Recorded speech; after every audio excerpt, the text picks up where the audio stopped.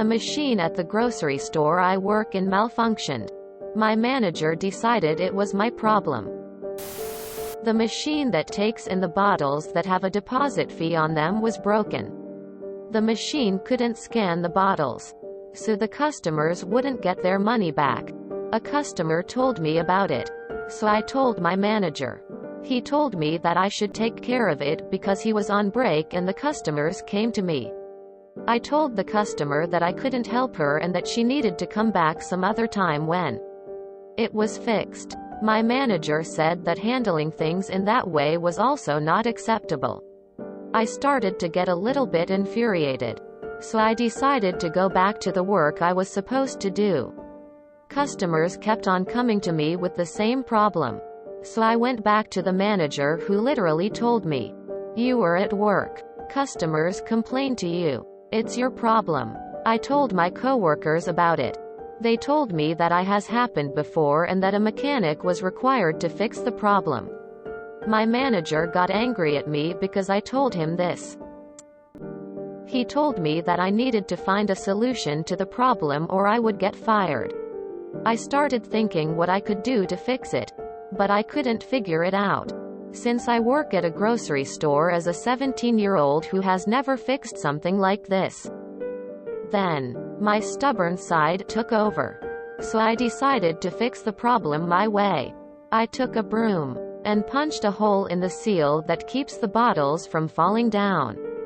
Then, I put a big plastic bag on the other side of the machine for the bottles to fall into. My manager lost it and told me I need to fix it in a better way right now. So I put the plastic bag in his hands and told the 12 customers that were waiting for the machine to work to give their bottles to my manager, and he would take care of it.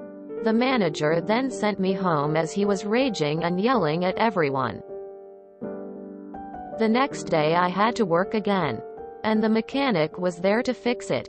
He told me that I made the situation with the machine worse, but that he had to laugh when he heard the story about my manager.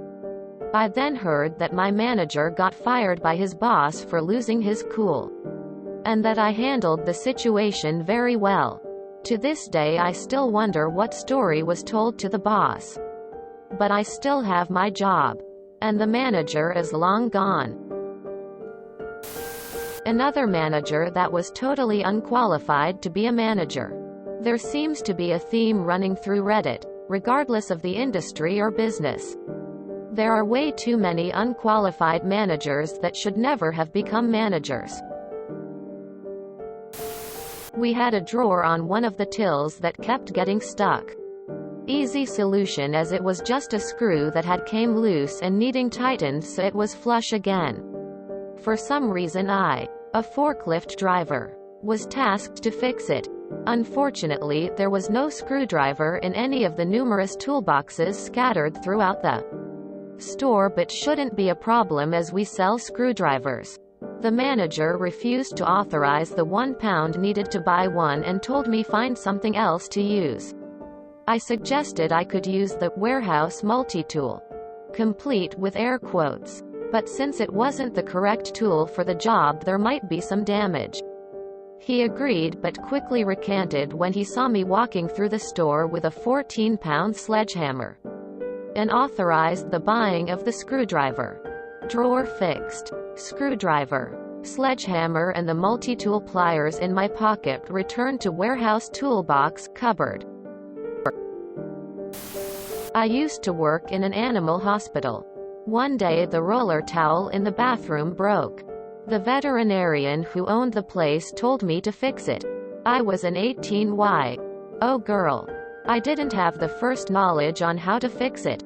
This was back in the Stone Age before internet and YouTube. Well, I attempted to fix it. I fixed it so well he had to buy a new one.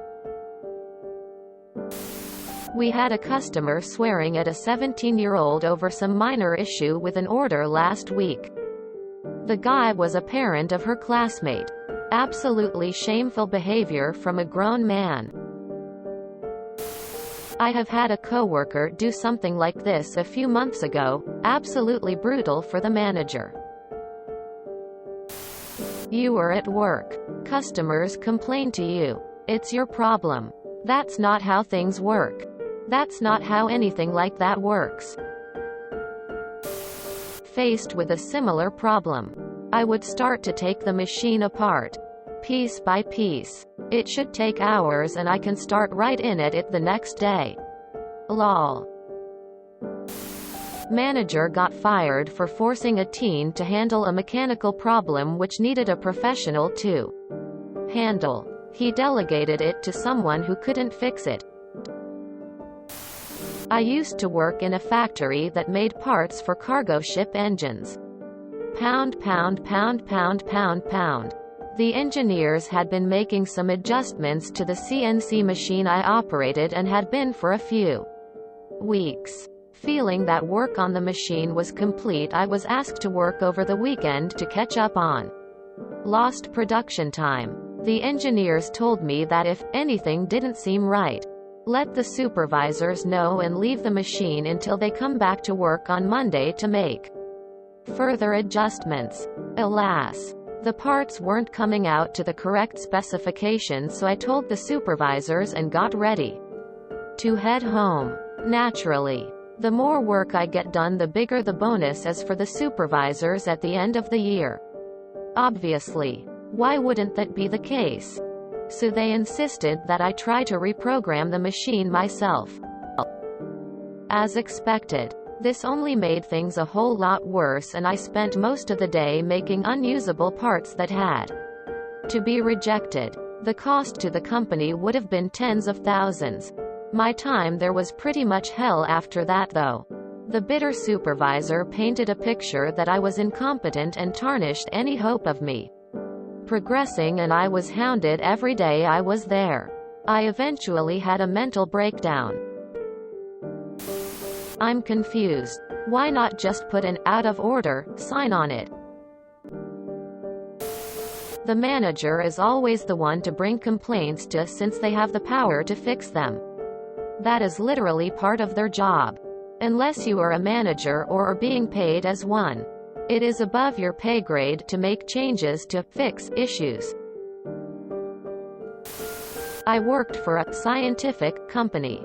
In the course of work, many issues arise that need to be addressed, usually routine, but some develop into problems. Some of these problems were brought up for discussion at section meetings. One group leader, frustrated with the time this was taking, said something to the effect, "Don't bring up a problem unless you have a solution."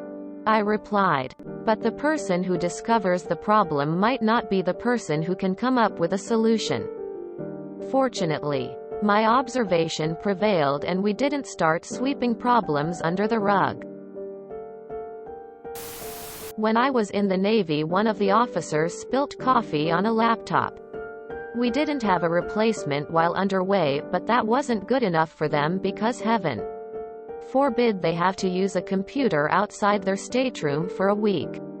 So I'm on the smoke deck with my divisional officer, and their division's chief hands it to me and tells me I have to fix it or he's going to send me up. Punishment for disobeying an order. I look at my Devo, who knew what was going on, and he just does a frisbee motion. So I threw it over the side and my Devo politely told him to kick rocks. Second best day ever while in. I don't understand when managers ask people to do something that is frankly impossible for the worker to do. What do they expect? Some 16-year-old will suddenly figure out the enormously complicated process to fix an elaborate piece of machinery that takes highly trained professionals years of training to do correctly? It seems insane to me. I mean, why didn't the manager just print an out-of-order sign "Apologies for the inconvenience, a mechanic has been called"? Then call the mechanic. Not hard. 0.100%. Not your job. If the manager is on break, you come off break, you know. Because you're the manager. Sigh. You MacGyvered a bottle deposit machine and your boss yells at you for saving him money? Good thing he got fired. I wonder if a customer called the manager's boss. My hotel manager. Go fix the AC in room number I don't remember. Me. I don't know how. Manager. Well, try. So I went up, unplugged it, and plugged it back in. It kicked on, then immediately shut off. I called the manager and told her what I did, and that was the extent of my knowledge. Manager. Well, can't you pull it apart and look at it from the inside? Me. I mean, I don't know what I'm looking at. My HVAC knowledge is limited at best. Her. Well, try it out anyway. I opened it up, looked at everything blankly because I had very rudimentary knowledge of HVAC. I put it back together and called her. Me. Yeah. I don't know what I'm looking at. Her. Did you see any wires or broken parts? Me. Again. Nothing stuck out as unusual. But I don't know enough about HVAC to know if something else was wrong. You sent a dog breeder to check on a sick horse and make it well again. Her. Well, keep trying. Me. Like what? Her. Take it apart. So I did. Then had no idea how to put it back together. She was furious. And when I told her it was her idea and I was only doing what she said, she replied, I didn't mean it literally. Then how did you mean it? Stupid? I didn't say that out loud. I just gave her the death glare and she realized I was not happy. She called in an HVAC guy to put it back together. When I assisted him, I told him the whole story and he laughed and told me about a similar situation with his wife and the car. He knows nothing about cars. There's a wall-mounted thermostat in that room that controls the temperature. It's literally the only one. Apparently when they got new cooling units, they disconnected the wall thermostats and removed them. But this room they connected it and left the thermostat up on the wall for some reason. HVAC guy unhooked it from the unit and it worked just fine from then on. I mean, you could have simply unplugged it, slapped on an out of order the MGT sign and let the customers take it out on the manager like they should. Sound crazy, but I'd probably have just taped a handwritten sign to the machine saying, out of order, lol. The fact you kept your job and the manager got fired makes this 1000x better. If you enjoyed this video, please check out our playlists full of similar content. Epic Haircast is like doom scrolling for your ears. Please like, share, and subscribe.